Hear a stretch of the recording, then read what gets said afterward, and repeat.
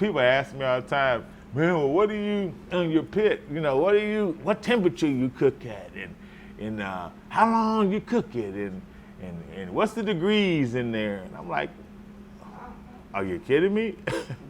I said, I don't have a thermometer on my pit over there. I'll put it in there. It's through trial and error only that I've established my skills. I remember the first time my dad taught me that way. He didn't say, well, you gotta have the temperature at this and this and that. My dad said, look, I want you, this I'm gonna teach you.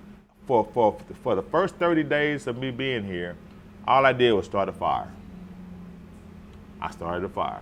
And I got in 30 days, you know, they say if you want to change a habit in 30 days, you can usually change a habit if you continuously do it in 30 days. So for 30 days, I started a fire. That's all I did, start a fire. And when the next day, he said, okay, you're ready to put the meat on. All right, I put the meat on. And I asked him that question. I said, well, how do you know when it's done? He said, you'll know. He said, you just got to keep flipping it, brown on both sides, this and this and that.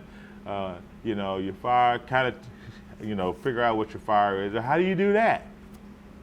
Oh, okay. And so the first time I cooked brisket, I burnt the smithereens out of that brisket, man.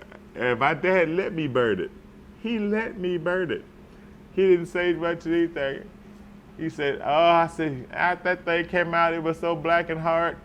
And he said, son, next time, don't cook it so long. And I'm like, okay. So then the next time I put the meat on, guess what happened?